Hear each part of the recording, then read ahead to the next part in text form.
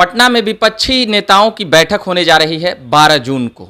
कहा यह जा रहा है कि वहां पर नीतीश कुमार की आगे की ताजपोशी होगी और भी बहुत कुछ। उसी के नियमित उनके पुराने साथी अरुण कुमार जी अभी हमारे साथ हैं और अभी लोजपा रामविलास में उपाध्यक्ष हैं। अभी जिस प्रकार से तमाम विपक्षियों की पटना में बैठक होने जा रही है, उसके नियमित कैसे देखते हैं उन तमाम चीज़ों को? देखिए, ये एकता जो है अनेकताओं के विभिन्न ध्रुवों को लेकर के है, और इसमें जिनकी कोई क्षमता नहीं है वही सिरमौर बनना चाहते हैं। तो इस एकता वाली बैठक में मुझे कुछ एकता दिखता नहीं है। आप एनडीए को ले लीजिए, तो बीजेपी बड़ी पार्टी है, तो बीजेपी के साथ लोग तालमेल करते हैं। विपक्ष में कांग्रेस नेशनल पार्टी है, लेकिन रीजनल पार्टी जिनकी औकात अपने ताकत से 5 सीट जिताने का नहीं है, वह भी प्रधानमंत्री बनना चाहते हैं। तो हमको इस एकता में कोई द्रव्य तो दिखता है, ये ठोस दिखता नहीं। द्रव्य है, क्योंकि हर की पीड़ा है नरेंद्र मोदी को हटाओ। विपक्ष का एक ही मुद्दा है, नरेंद्र मोदी को हटाओ। कैसे हटाओ, क्या करेंगे, क्या नहीं करेंगे? क्योंकि बिहार के कंटेक्स्ट में, बिहार में ये एकता हो रहा है, तो बिहार के कंटेक्स्ट में आप देख लीजिएगा, मेरी ये घोषणा है कि कई विपक्षी एकता वाले लोग आएंगे नहीं, और बड़ी पार्टी के लोग, बड़े लोग नहीं आएंगे जो निर्णय करने वाले लोग हैं। किसी को रस्मी तौर पर प्रतिनिधि के रूप में भेज देंगे, मतलब औपचारिकता के लिए वहां पर भेजा जाएगा कहीं नहीं तो। बिल्कुल बिल्कुल। जैसे ममता बनर्जी, अखिलेश यादव, संभावना है कि ये लोग से नीतीश कुमार जाकर मिले हैं कलकत्ता, लखनऊ, दिल्ली में वाम दलों से, तो उन लोगों के बड़े नेता नहीं आएंगे, आपके कहने का मतलब? अब बड़े जो हैं उनके लिए मैं कह रहा हूँ, बड़े हैं जिनके लिए कह रहा हूँ कि उनके प्रतिनिधि आते हुए मुझे दिख रहे हैं। उनका स्वर कहीं और है, चिंतन कहीं और है, चिंतन का केंद्र कहीं और है। इसलिए मैं कह रहा हूँ, मैं ये विपक्ष मजबूत हो तो सत्ता पक्ष और मजबूत होता है, और उससे विकास होता है, उससे सत्ता पर अंकुश भी होता है। क्योंकि सत्ता का केंद्र तो ये बनने वाले नहीं हैं, जितना महागठबंधन हो, और महागठबंधन लिख लें। अभी तो राजद वाले कह रहे हैं नीतीश कुमार प्रधानमंत्री के ही दावेदार हैं और 24 में मोदी को हटा देंगे। नीतीश कुमार से मुक्त होना चाहते हैं राजद वाले, और नीतीश कुमार है कि टोपी अभी देना नहीं चाहते हैं भतीजा को। दोनों चचा भतीजा अपने अपने चाल में, कौन विनर होगा ये तो अपना समय बता। 12 तारीख को कहा जा रहा है कि तेजस्वी को भी कुछ ताजपोशी हो जाएगा, नीतीश को बड़ा सेंट्रल में जिम्मेदारी मिलेगा, कुछ प्रचार प्रसार का 24 लोकसभा के लिए मिल जाए तो अच्छा है। कम से कम बिहार मुक्त हो जाए, तेजस्वी जी को ताज मिल जाए तो इनसे तो कम से कम अच्छा होगा। क्योंकि जो जंगल राज वाले लोग थे वो अलर्ट हो गए हैं, लेकिन महाजंगल राज खुद नीतीश कुमार ने अपने काल में बनाया है। मतलब लालू जी से ज़्यादा वर्स्ट गवर्नमेंट। और हम समझते हैं कि ऐसा कभी कमिंग डेज में भी इतना वर्स्ट गवर्नमेंट नहीं होगा। माने हजारों करोड़ रुपया डकार करके भी नीति की बात करता है। वहाँ तो कुछ करोड़ की बात थी, 100 करोड़ में कितने लोग जेल गए, कितना क्या हुआ, और यही लोग भेजने वाले थे। जो भेजने वाले थे वो नीति उपदेशक हो गए। एक एक विभाग में हजार करोड़ रुपया सृजन का सिर्फ मैं बात नहीं कर रहा हूँ। बिजली विभाग में लगभग 14-15 हजार करोड़ रुपए का लूट है। ये तो सृजन में 11,000 बताते थे, उससे ज़्यादा बता रहे हैं। अब उससे बड़ा लूट है। सिंचाई विभाग खोजिएगा तो 25,000 करोड़ की लूट है। बांध पर पिच था पहले से, आई नीचे ही से बांध बना दिया, अभी भी पिच है, उसके ऊपर थोड़ा 2 फीट मट्टी डाल करके नीचे से ऊपर तक सैकड़ों मील का पैसा डकार गए। इसलिए इंजीनियर साहब ने बड़ा तरीके से लूटा है बिहार को। मुक्त हो जाए। मतलब ये लूटने में इंजीनियरिंग वाला दिमाग लगाएं। अरे पूरा पूरा। अच्छा, एक एक खबर यह बनी पटना में अभी, तो एक मुकेश सहनी जी को कह सकते हैं कि वो बंगला छोड़ दिए हैं, उनको 22+ बीजेपी दे दी है, मांझी जी का भी कुछ स्वर बदल रहा है, तो इन सभी को कैसे देखते हैं, क्या भूमिका एनडीए में रहेगी? देखिए, नीतीश कुमार को धीरे धीरे लोग समझते हैं, मुकेश सहनी भी समझेंगे, उपेंद्र कुशवाहा समझते हुए नासमझी किए, फिर समझे, फिर गए, फिर आए। और ये बात मामूली बात नहीं है। नीतीश कुमार को इसके लिए कोई नेशनल अवार्ड मिलना चाहिए कि किसी को धोखा देने में इतने माहिर हैं। हमको समझने में 14 साल लगा, आप समझ सकते हैं। तो मुकेश सहनी तो अभी सोहबत किए हैं। अच्छा, एक खबर ये बन रहा था कि एक सभा हो रहा था, कुम्हार सभा सम्मेलन का, उसमें कन्हैया कुमार थे, उसमें तेजस्वी यादव को भी आना था, तेजस्वी यादव नहीं पहुंचे, तो इसको कैसे देखते हैं?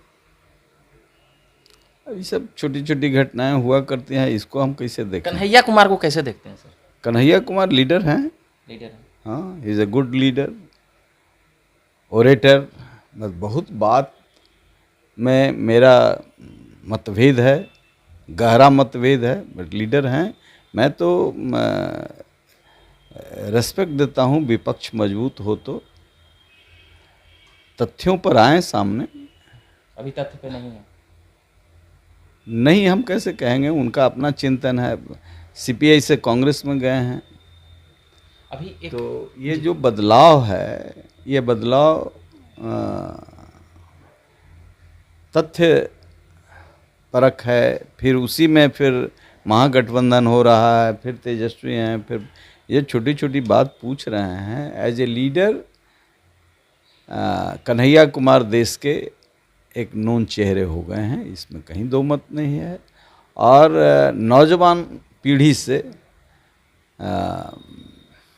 ज़रूर इन चीज़ों को निकलने में मुझे खुशी होती है कि नौजवान पीढ़ी से लोग निकलता है, लेकिन वैचारिक पराभव नहीं हो। लक्ष्य को प्राप्त करने के लिए वैचारिक पराभव नहीं हो। राष्ट्र धर्म जो उनका है उसमें थोड़ा हमारा मतभेद है, और मैं वैसे सवालों से इत्तेफाक रखता हूँ। बाकी कन्हैया कुमार में और साधारण परिवार से आते हैं, मिडिल क्लास से आते हैं, जुझारू हैं। कन्हैया कुमार से मुझे उम्मीद है, जैसे चंद्रशेखर थे माले में, जेएनयू के थे, उनकी हत्या हो गई। चंद्रशेखर से मेरी बराबर मुलाकात हुआ करती थी। विचारों के साथ पार्टियां चल नहीं रही है, अपने अपने विचार पर भी रहें तो एक दूसरे को पहचानने में, काम करने में सुविधा होगी। एक बात यह भी है सर कि जैसे तेजस्वी और कन्हैया से कभी मुलाकात हुई कि नहीं सर? नहीं, हमारी मुलाकात नहीं, मगर शुभकामनाएं देते हैं। हाँ, मेरी शुभकामना है, बिल्कुल शुभकामना है। उस समय भी लोगों ने कहा कि देशद्रोही हैं, आतंकी हैं, तो मैं उसको पचा नहीं पाया, चूँकि ऐसे गांव से आते हैं जो बलिदानी गांव है, क्रांतिकारी गांव है। कांग्रेस में भी एक से एक लीडर पैदा हुए, कम्युनिस्ट में भी लीडर पैदा हुए, समाजवादी भी एक से एक बेगूसराय की भूमि से पैदा हुए। राष्ट्र के मुद्दों पर समझौता नहीं कर सकते, चुप भले रह जाते हैं कभी कभी लोग लाभ के लिए। अब जैसे नारा लग रहा था तो पता नहीं ये भी उपस्थित थे कि नहीं थे। मैं रहता तो प्रतिकार करता या उसका बहिष्कार करता। ये उसमें गुम थे या कहाँ थे, उसी में इनको घेरा जाता है। अदरवाइज मैं देखता हूँ कि ठीक। अभी नई संसद भवन बनी है सर सेंट्रल विस्टा में, जो अभी उस पर खूब विवाद हो रहा है, तमाम 1.5 दर्जन पार्टियां तो विरोध में ही थी, तो इसको कैसे देखते हैं? इसे किसी को विधवा विलाप करने की आदत बन गई हो तो इसको तो कोई सामाजिक चिंतन का व्यक्ति, राष्ट्र के चिंतन का व्यक्ति अच्छा नहीं मानेगा। ये विधवा विलाप है विपक्ष का, इसमें इनको करेक्शन करना चाहिए। जैसे या कुछ संस्कार में कभी कभी हेरिडिटी में ऐसा चला जाता है, जैसे प्रधानमंत्री थे मनमोहन सिंह, अब कांग्रेस के चरित्र में कहीं से ये आया, मूल रूप में नहीं है लेकिन कहीं से आया। इन्होंने ब्रिटिश हुक्मरानों के सामने जाके कहा, it is you who made us civilized. अब मनमोहन सिंह इकोनॉमिक्स के विद्वान हो सकते हैं, लेकिन सनातन परंपरा के मूल्यों के, भारतीय संस्कृति के कंटेक्स्ट में हम कहेंगे बौद्धिक दिवालियापन के शिकार हैं। नहीं तो ऐसे विद्वान आदमी को कहने में भी हमको ये लग रहा है, लेकिन गुस्सा था कि भाई उसी पंजाब से उधम सिंह 14 साल के थे, 18 साल के हुए, ब्रिटिश पार्लियामेंट को जा कर के दहला दिया और कहा कि ये नहीं समझना, मैं बतलाने सिर्फ आया हूँ कि जालियाना वाला बाग कांड के बाद हिंदुस्तान मरुभूमि बन गया है, लाखों उधम सिंह रोज पैदा ले रहे हैं, होश में आ जाओ। आइए वहीं जाके कह रहे हैं it is you who made us civilized. अब अंग्रेजी परस्त लोग कुछ ऐसा भी कर मारते हैं कि, तो वैसे अभी राहुल गांधी पूरे यात्रा उनका अच्छा था, कनेक्ट कर रहे थे लोगों से, लेकिन ब्रिटेन में जाके भीख मांगने लगा लोकतंत्र का। हमारे यहाँ तो राजतंत्र में भी लोकतंत्र था, वैशाली लोकतंत्र की जननी रही है। दुनिया के लोग लोकतंत्र शब्द का ज्ञान पाए हैं। प्लेटो और रूसो लोकतंत्र के मसीहा नहीं हैं।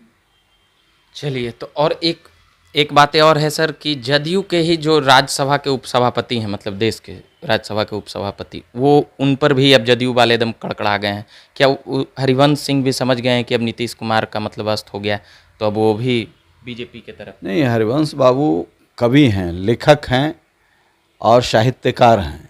साहित्य में चेतना होती है, हृदय होता है। अब ये लोग जो हृदयहीन लोग हैं, लोगों की आस्था पर चोट करते हैं, कुछ का मांस कह के कुछ खिला देते हैं। अब मांस में भी हेरा फेरी है। तो ऐसे लोग जहाँ हैं, बौद्धिकता के शिखर पर बैठे हुए हैं, तो हरिवंश बाबू मरेंगे इनके साथ, इतने दिन की कमाई को नष्ट कर देंगे। साहब किसी पार्टी में रहें, संसद हमारा, लॉर्ड इरविन के संसद में बैठ करके गुलछर्रा उड़ाएंगे, और नरेंद्र मोदी के द्वारा निर्मित भारत के पैसे से, वो लुटेरों के पैसे से बना था, इतना दिन हम लोगों ने चलाया, ये मेरे ऊपर कलंक था, और उस कलंक को नरेंद्र मोदी ने धोया, एक इतिहास बनाया। तो ये जो परेशानी है, उनके पेट की पीड़ा है, वह सब विधवा विलाप वाला है। इसलिए हरवंश बाबू को तो मैं सैल्यूट करता हूँ कि साहित्य मरी नहीं है, अभी कलम मरा नहीं है। उन्होंने सही समय पर सही निर्णय लिया। पार्टी में कहीं रहें, घर बैठें, लेकिन हरिवंश बाबू से मेरा व्यक्तिगत ताल्लुकात भी है, और वो मूल रूप से चंद्रशेखर जी के स्कूल के हैं, और उसी स्कूल का मैं विद्यार्थी रहा हूँ, छोटा सा विद्यार्थी। सब चंद्रशेखर जी के जो रहे हैं विद्यार्थी, वो सब नीतीश जी के साथ कैसे जुड़ते चले गए? अरे तो कहाँ जाएंगे, जॉर्ज फर्नांडिस के चलते सब लोग जुड़ करके गए वहाँ। लोगों ने समझा कि ये जो सुशासन है, ये कुशासन नहीं बनेगा। कोई हम लोग उनके जीन का टेस्ट कर रहे थे क्या? चलिए, तो ये बात कर रहे थे हम जहानाबाद के पूर्व सांसद अरुण कुमार जी से। और भी कुछ सवाल है सर राजनीतिक। मांझी जी एक कसम खाए थे, पूरा वायरल हो रहा है, नीतीश जी के साथ रहने वाला, मगर अभी थोड़ा सा चल रहा है कि इधर। देखिए, मांझी जब आप कह रहे हैं तो कठिन परिस्थितियों में नाव कैसे खेया जाता है। अब हवा चल रहा है पूर्वैया, आप पश्चिम की ओर जाना है तो आड़े तिरछे चलाना पड़ेगा ना। कसम खाए हैं डूबने के लिए, हैं?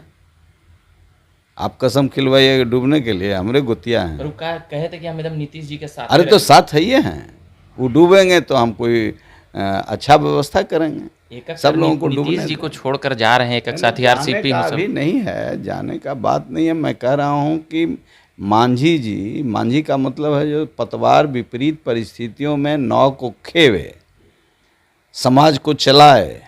ये नाव रूपी समाज है जो दलित, शोषित, पीड़ित मानवता है, उसकी लड़ाई लड़ने के लिए जीतन राम मांझी हैं। जीतन राम मांझी थोड़े हैं सृजन के लिए, सृजन घोटाला के लिए हैं। एक सवाल दलित से ही आ गया सर। दलित आदिवासी महिला को संसद का उद्घाटन करने नहीं दिया गया, ये खूब उठ रहा है नरेंद्र मोदी पर। लोकसभा स्पीकर का ये हक था, राष्ट्रपति का हक था, इसको कैसे देखते हैं? जो लोग चिल्ला रहे हैं उनको कभी होश आया कि आदिवासी कोई महिला राष्ट्रपति बने? सत्ता में रहे हैं ना, लंबे दिनों तक सत्ता में रहे हैं ना। कभी उनके चिंतन के केंद्र में आया कि कोई आदिवासी को भी इस देश का राष्ट्रपति बनना चाहिए? इसका रास्ता तो नरेंद्र मोदी ने प्रशस्त किया। उनके सम्मान में, राष्ट्र में कभी कोई कमी नहीं है। नीतीश कुमार खुद जो काम करते हैं दूसरे को नसीहत देते हैं। चलिए, ये तमाम बातें आ चुकी है। बाकी काफ़ी लंबा, कई सवाल, लगभग 8-10 सवाल किए हैं। बाकी अरुण कुमार जी अभी थे, जहानाबाद से सांसद रहे हैं। सर, एक सवाल आओ जाते जाते सर, नवादा जहानाबाद ये बड़ा चल रहा है, अरुण जी किधर से लड़ेंगे? कौन फेवरेट सीट कौन है सर? अभी हम गए हुए थे मुजफ्फरपुर उपनयन संस्कार में, भारतीय जनता पार्टी के बड़े नेता के घर पर था जी। और सीतामढ़ी के लोग वहाँ उपस्थित थे।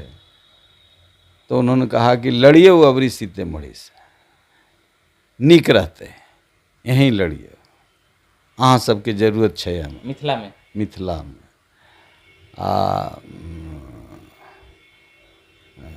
एक मिनट के लिए हमको लगा कि चूँकि वहाँ हम राजकुमार शर्मा जब हमारे उपेंद्र कुशवाहा के कैंडिडेट के रूप में थे तो ऑफिस नहीं खुलने दे रहा था लोग, हम ही जाके खुलवाए थे। 5 दिन कैंप किए थे, बड़ा प्रेम मिला था सभी जाति के लोगों का। हाँ, आइए नॉमिनेशन करके जाइए, फिर तब पार्टी का जो निर्णय होगा उसके अनुसार हम लोग मैथिली सीख गए वहाँ। अब हम तो इस विषय में विश्वास करते हैं कि हमारी संस्कृति लोक भाषाओं के वजह से जिंदा है, चाहे वह कन्नड़ है, तेलुगु है, तमिल है, मलयालम है, मैथिल है, भोजपुरी है, अंगिका है। ये सब मिल करके हमारी संस्कृति को इतना उदात्त बनाया है कि कुछ लोगों को ये कहने से कि it is you who made us civilized, ये मरने वाला नहीं है। फिर भी सर, नवादा जहानाबाद बताइए ना कुछ। हमारे दुश्मन कितने बड़े बड़े हैं मालूम है ना, तो पहले से वो दाव खेलने के लिए उनको बता दें, अखाड़ा में आएंगे। चलिए, रहने देते हैं, और भी अगले बार सवाल करेंगे। बाकी मेरा नाम रविकांत हुआ, आप बने रहे झकास भारत के साथ। धन्यवाद।